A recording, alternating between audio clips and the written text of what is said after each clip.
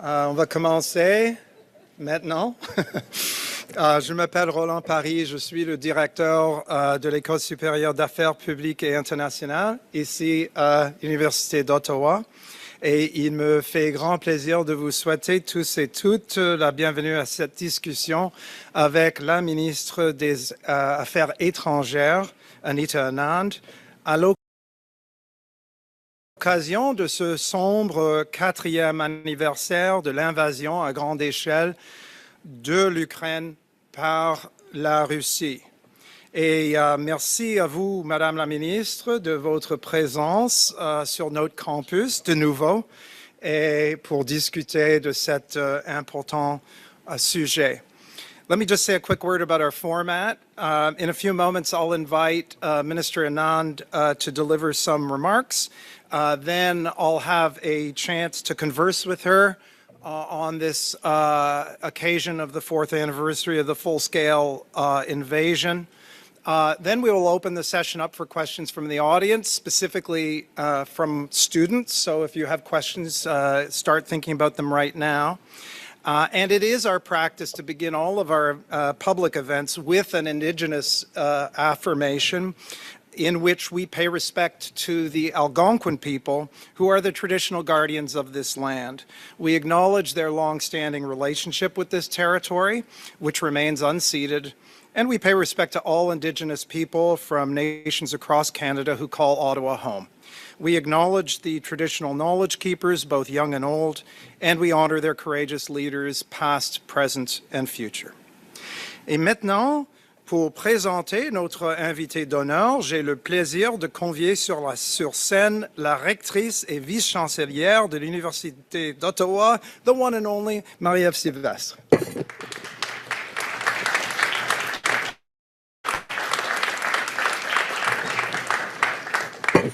Thank you, Roland. Madame la Ministre, a special welcome to representatives from the Embassy of Ukraine, Ambassador Andriy Plakotniuk, Minister Counselor and Head of the Political Section Maxim Maniuk, Counselor Tetiana Verenko, and First Secretary Roman Strachimsky. Chers collègues, étudiantes et étudiants, Kwe, bonjour, good afternoon. C'est un immense plaisir de me joindre à vous aujourd'hui pour cette conversation sur l'un des plus grands enjeux géopolitiques de l'heure. Je suis particulièrement fière d'accueillir la ministre Anand sur notre campus pour la 2e fois en 1 mois. Alors, Madame la ministre était venue un peu plus tôt à l'Université d'Ottawa pour un symposium sur l'Arctique, donc il y a quelques semaines, entouré de nos plus grands chercheurs en la matière, des ambassadeurs des pays nordiques, des leaders autochtones et des premiers ministres des territoires dans le Nord canadien. Alors, Madame la ministre, sachez que vous êtes toujours la bienvenue chez nous, vous venez quand vous voulez. 4 ans après l'invasion à grande échelle de l'Ukraine par la Russie, nous assistons à une guerre d'usure dévastatrice. Les conséquences humaines, économiques et géopolitiques continuent de s'accumuler. Nous assistons aussi à une remise en question des principes de souveraineté, d'intégrité territoriale et de primauté du droit. La démocratie en prend un coup. Les alliances se redéfinissent. Les certitudes vacillent. As Prime Minister Carney so powerfully reminded us in his recent address in Davos, we are experiencing a rupture, not a transition. In this context, Canada must reflect on its place in the world and how it will position itself in the face of challenges that would have been unimaginable just a few years ago. For us at the University of Ottawa, these are not abstract concepts. For centuries, universities have stood as cosmopolitan spaces of discussion, dialogue, and the creation of knowledge. We are not only institutions where people come to acquire an education before they pursue careers in diplomacy, politics, business, or law. We are places where they learn to become engaged and thoughtful citizens, citizens equipped to understand the complexity of this world, to navigate the uncertainty, and to contribute meaningfully to society. And as Canada's only bilingual research-intensive university located in the heart of the national capital of a G7 country, the University of Ottawa is ideally positioned to lead in these turbulent times. Madame la Ministre, votre présence témoigne aujourd'hui de l'importance du dialogue entre le monde universitaire et les leaders politiques.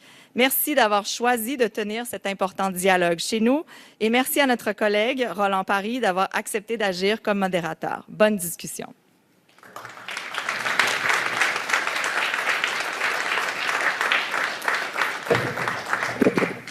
Merci beaucoup, Marie-Ève, and I'm sure you're all eager to hear from our honored guest. Let me just very, very briefly introduce her because she has a long biography, but I'll make it brief with your permission. Minister Anand has been Minister of Foreign Affairs since last May. She was first elected to the House of Commons as a Member of Parliament from Oakville East in 2019. And since then, she has held several key cabinet roles, including Minister of National Defense, quite relevant to our discussion here today, President of the Treasury Board, Minister of Transport, and Minister of Innovation, Science, and Industry.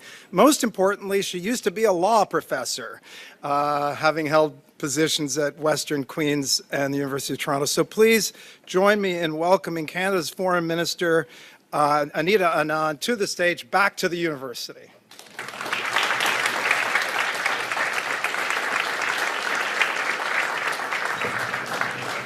Well, thank you so much. Merci beaucoup. C'est toujours un grand plaisir d'être ici avec vous et surtout aujourd'hui, l'occasion solennelle de l'invasion injustifiable de l'Ukraine par la Russie en 2022.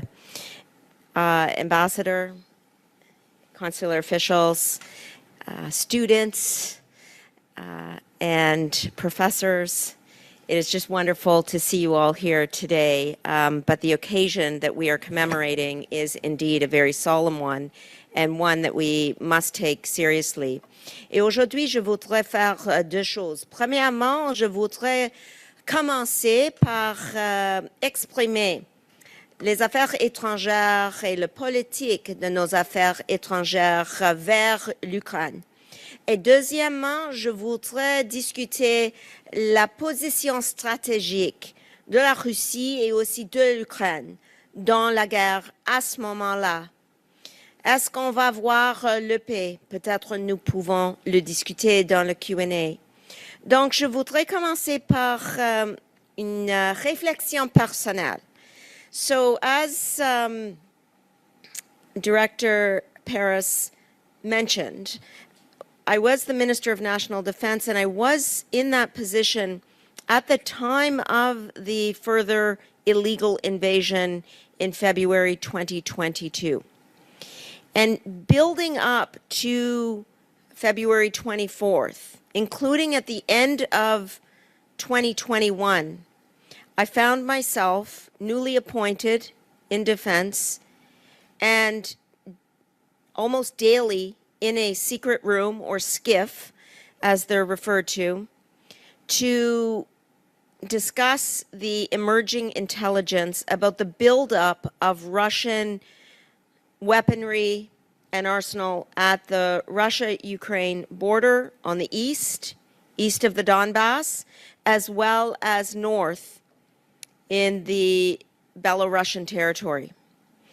And it was clear that the Russian position, even at that time, prior to February 24th, 2022, was accelerating in terms of the munitions and the precipitous behavior that they were building at these borders. And so in the middle of the night on February 24th, 2022, when I received a call from the Chief of Defense Staff, Wayne Eyre, at the time, it was not a surprise that the further invasion was occurring. The intelligence had showed that indeed the engines were running on the Russian plains that day. And it was clear to us well before that date that we were going to need to be ready to assist Ukraine in whatever way possible. Donc ça c'est le premier point aujourd'hui pour moi. Et nous étions ici et nous sommes ici comme partenaires avec l'Ukraine dans le court et le moyen terme et surtout dans le long terme. Et c'était le cas en 2022-2021 aussi. Bien sûr, en 2015, in 2015, we launched Operation Unifier. Operation Unifier, just raise your hands if you have heard of Operation Unifier. Okay, so this is a fantastic example of a government policy, and there's so many that Canadians don't hear about. But Operation Unifiers actually led to the training of 47,000 members of the Ukrainian armed forces, and it was launched in 2015. So as I was saying, because we knew that we needed to be there for Ukraine, even before February 24th, 2022, we were putting in motion government policy in foreign affairs and defense. And we actually renewed Operation Unifier in January of 2022, and I see the ambassador nodding his head because he would remember that. Today, we announced a further renewal of Operation Unifier and another $2 billion from the Government of Canada, bringing the total contributed to approximately $25 billion over the last 4 years. And the reason that we believe strongly in this approach in our foreign policy and in our defense policy is that the concepts, the reality of territorial integrity, sovereignty, the rule of law, the rules-based international order, those fundamental principles that have kept us all safe since the end of the Second World War are right now being tested on the battlefield in Ukraine. And Ukrainians are fighting for their sovereignty, pour leur souveraineté, mais aussi pour les règles internationales importantes. C'est un moment de pivot. It's a pivotal moment in our country's history, but also in the history of Ukraine and Europe as we support the rules-based international order and the concept of territorial integrity and sovereignty. Now, sometimes it is very difficult to make tangible these concepts. But to be clear, the idea of territorial integrity rests on a map. And if we had a screen here with a map on it of Ukraine, I would say look at the border of Ukraine that has been in existence.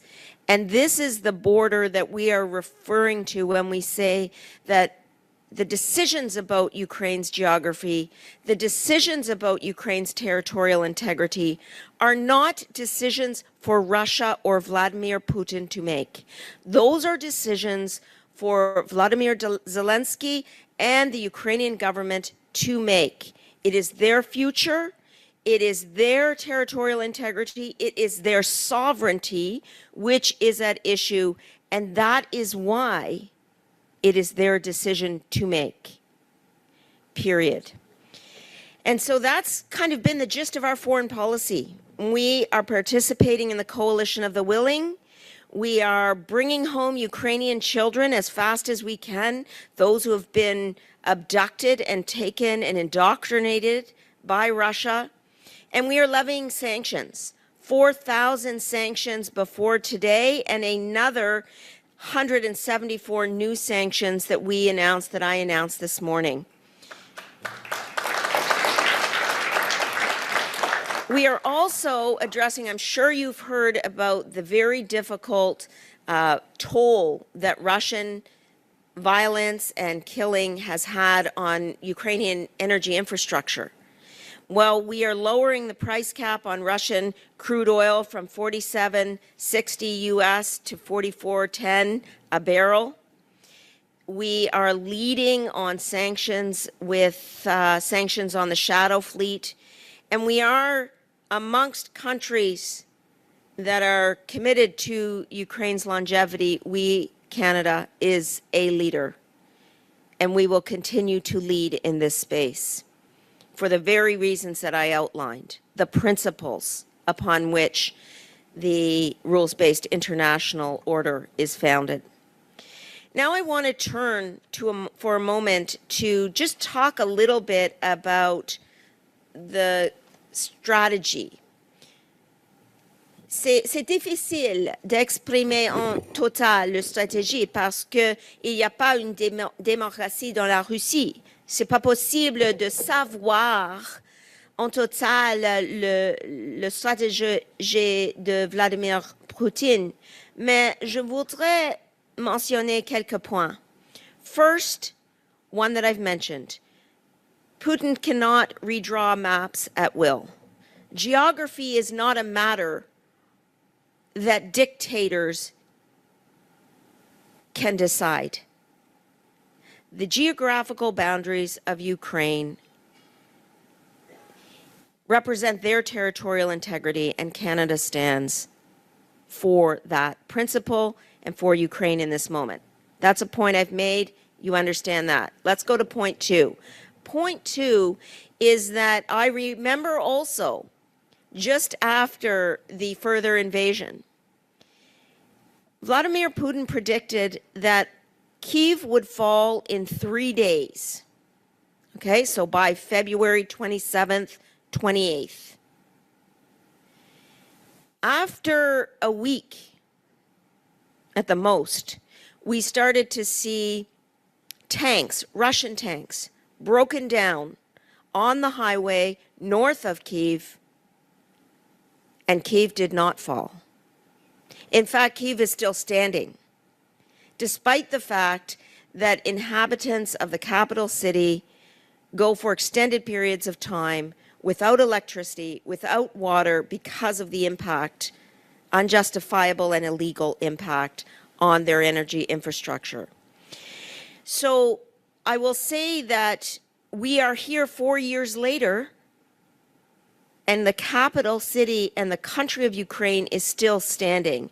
And that is a testament to the resilience of the Ukrainian people on and off the battlefield, the families, the teachers, the business leaders, the governmental leaders, the armed forces, and all of the allies who stand strongly with Ukraine, including the members of the Coalition of the Willing. The key battleground right now is obviously in the Donbass. But let's be clear, Russians were killing Ukrainian soldiers even before February 22 in the Donbass. And the work that we need to do now is to ensure that Ukraine is equipped to fight and win this war. And so hopefully in our Q&A we can talk about particular capabilities that Ukraine is looking for and needs to win this war, including air defense systems. The final point I want to make before we go to the Q&A is a fundamental point, and let's call this point number 3. Point number 3 is that you cannot understand Russian strategy in Ukraine without also understanding the economic toll that this war is having on Russia. We've talked about the toll on Ukraine, but I think, and we are burdened by lack of transparency from in terms of information, but there are estimates, including from CSIS, that 35,000 Russian soldiers per month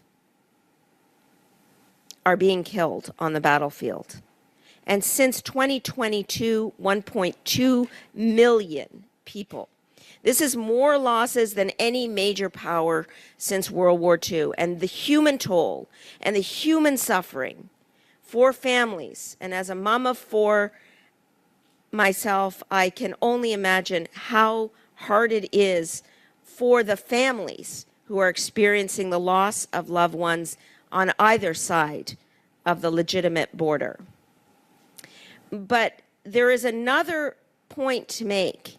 Russia can only survive this current war of attrition if it is economically viable for it to do so. And right now, that is a key question. And Russia is looking for allies. Russia is looking for partners over and above North Korea. They need to build international partnerships, and this is very difficult for them. So it is the human toll, it is also the economic toll and the lack of international partnerships that is a large geostrategic challenge for Russia at this moment in time. And as I always say, and certainly in talking about current policy domestically, you cannot understand questions of defense unless you also understand economic implications of investments in defense. And hopefully in the Q&A, we will talk about Canada's position on those questions. But I will say that Russia has a dilemma now. There is a peace plan on the table. And what I hear from Ukrainian counterparts, including Minister Sybiha, my foreign minister counterpart in Ukraine, and I was in a meeting with President Zelensky just 10 days ago, that the West, and in particular NATO allies, need to continue to support Ukraine in matters relating to air defense capabilities, counter-drone defenses, interceptor missiles, and energy infrastructure. Assuming that we can support Ukraine on these pillars, the question then becomes, can Russia survive? Because the attrition that Russia has experienced, the economic degradation that they have experienced, the lack of international partnerships that they are experiencing are making the prospect of a Russian victory circumspect. And with that, I will invite Q&A with Roland Paris. Thank you. Thank you very much. And there's a microphone there, which you'll have to hold. Thank you. Testing.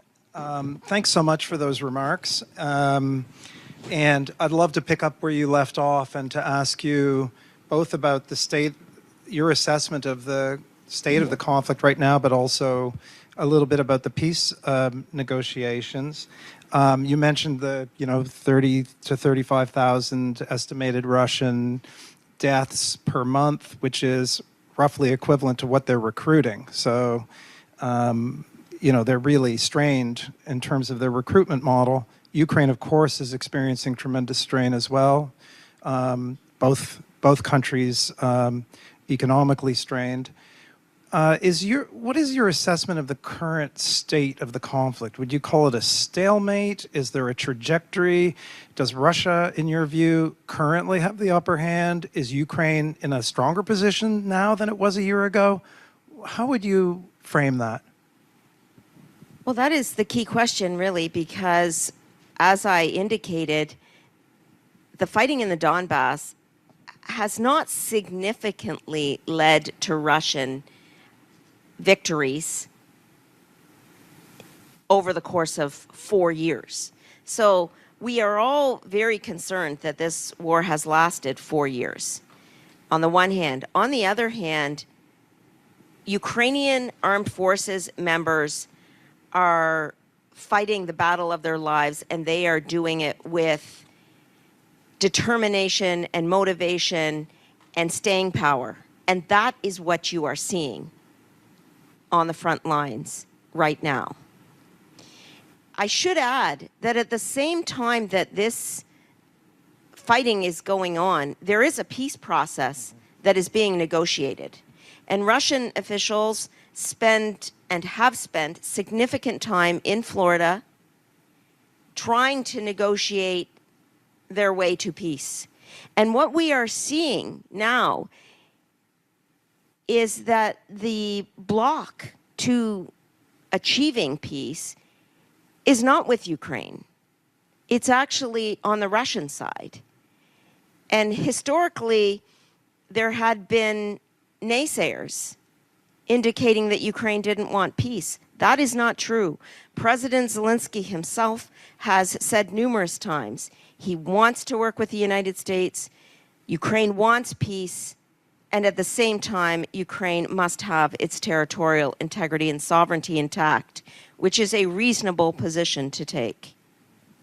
Ben justement, si je peux poser une question sur ces négociations actuelles, il y a bien évidemment des questions non résolues, notamment la question des territoires et aussi des garanties de sécurité. Vous avez affirmé que tout accord devait être, et je cite, juste, équitable et viable. Qu'est-ce que cela veut dire concrètement pour vous et pour le gouvernement du Canada? Après la guerre? Le contenu d'un accord de paix. Mais aussi, ça c'est une question extrêmement significative parce que tout le monde ici est là, veut avoir une forme de paix. Et la question maintenant est, oui, premièrement, est-ce que ça c'est possible? Mais deuxièmement, qu'est-ce que ça veut dire pour les troupes, pour les forces ukrainiennes après la guerre? Et nous avons déjà affirmé que nous allons être là avec les forces ukrainiennes, avec les affirmations de sécuritaires sur le terrain. Mais qu'est-ce que ça veut dire pratiquement? Est-ce qu'il y a des plans maintenant pour les security guarantees?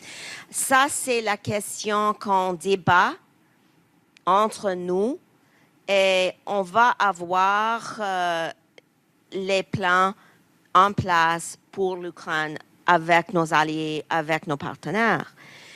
Donc, c'est complexe. Il y a plusieurs choses qui se passent en même temps. Premièrement, les investissements, l'argent nécessaire. Deuxièmement, les capacités nécessaires pour gagner la guerre. Troisièmement, le travail avec nos alliés de l'OTAN. Ça, c'est nécessaire. Je pense que vous avez entendu qu'il y a quelque chose qui s'appelle Pearl Packages. Les paquets de Pearl comme ça, ça veut dire les achètes des États-Unis.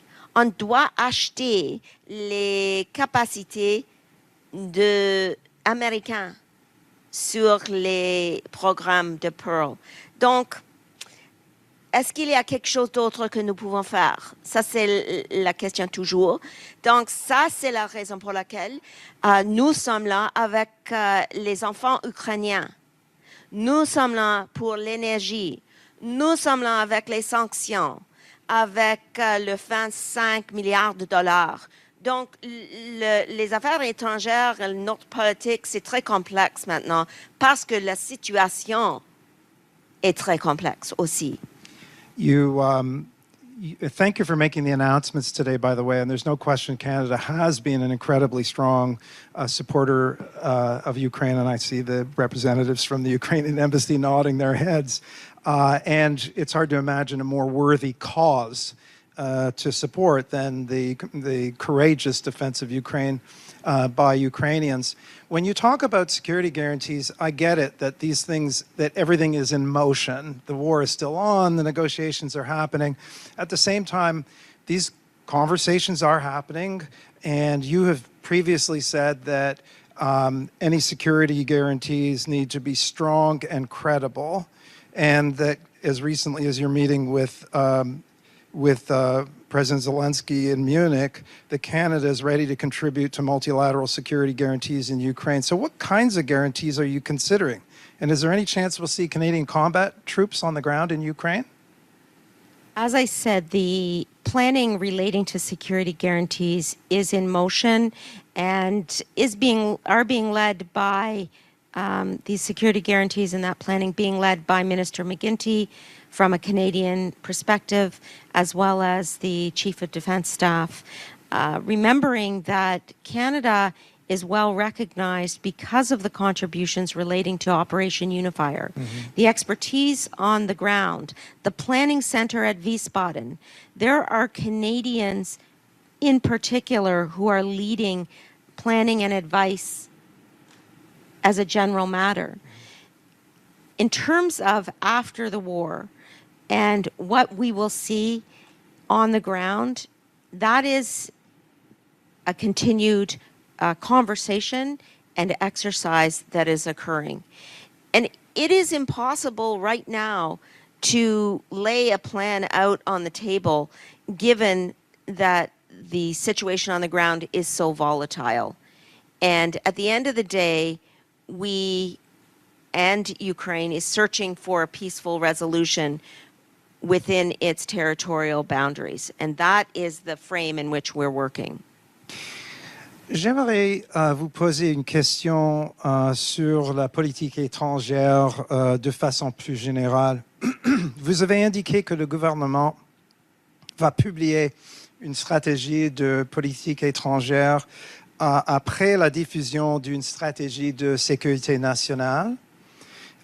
Et comme vous le savez bien, le gouvernement est en train de réinvestir de façon importante dans les forces armées canadiennes. C'est moins le cas pour notre service diplomatique, alors même que le monde devient de plus en plus complexe et instable. Alors, est-ce qu'on peut s'attendre à un renforcement des instruments de notre politique étrangère au-delà de la dimension militaire? Mais vous voulez avoir la politique de nos affaires étrangères avant de publier le document. Je comprends bien. Oui, ça c'est la question que nous continuons d'examiner. Comment est-ce qu'on peut avoir une consolidation, une relation entre la stratégie de la défense nationale à l'un côté et à l'autre côté nos affaires étrangères. Mais je voudrais mentionner que c'est difficile, à mon avis, dans ce moment ici de nos affaires étrangères, de faire le job sans expérience dans la défense nationale. À cause grâce à nos obligations de l'OTAN et d'autres organisations multilatérales, ce sont des matières quelquefois sur la défense et aussi la sécurité. Donc, on a besoin d'une connaissance peut-être de la défense en total. Donc, je suis contente d'être quelqu'un qui peut le faire et aussi d'avoir une stratégie avec nos affaires étrangères. Okay. Maybe I'll just ask one more question for our discussion, and then I'm going to turn to the audience. So if you do have questions, and I especially would encourage those students of mine in first year War and Peace class, where we are now studying Ukraine, to come up with a question, please, you can start making your way to the two standing mics that are on either side of the room. But the last question relates to the situation in Iran, which is currently in the news. As you know, the United States has dramatically increased its military presence in the region, including with the second aircraft carrier strike group. And President Trump has been publicly hinting about attacking Iran, although, you know, media reports suggest that he has yet to decide whether to go ahead and what form such an attack could take. So my question is, if the United States were to carry out military strikes in Iran, what would Canada's position be? Can I begin this answer by telling you what Canada's position is? Please. I think the key is always to speak in the present moment. And in the present moment, Canada is deeply disturbed with the violence and violation of human rights that are being exacted upon innocent civilians, including women and children, in the state of Iran, period. it is absolutely reprehensible that peaceful protests have led to thousands of people being killed on the ground in Iran as a normal occurrence. That is not normal. That is not acceptable, and it is not within Canadian government policy to turn a blind eye to such egregious violations of human rights, full stop. And I agree. And as a result, the focus of our foreign policy is on the humanitarian question, on the individuals who are suffering as a result of a regime which we have declared 18 months ago to be a terrorist entity under Canadian law. The EU declared the IRGC to be a terrorist entity a few weeks ago. Canada did that 18 months ago. Why? Because we knew that the violations of human rights that had been occurring needed to be called out domestically and internationally. Your question about what Canadian foreign policy might be if the United States launches an attack is one that I simply cannot answer because we have not seen the actual eventuality that you're describing occur. I work in real time. I work with facts on the ground. What is the reality now? And I gave an example of that earlier when I said we saw Russian planes with their engines on at the eastern border of Ukraine, and we were affecting Canadian government policy. And so we will make sure that we have a comprehensive foreign policy approach. It will always be focused on the humanitarian issue at play. And as I said, the violations which are egregious of human rights on the ground in Iran. Thank you. On va passer maintenant à la période de questions du public. If I can just remind you of our house rules. The rules are, number 1, please identify yourself. Number 2, please ask a question. So that's something with a question mark at the end. No speeches, please. And 3, please keep it as short as you can so that we can hear from as many.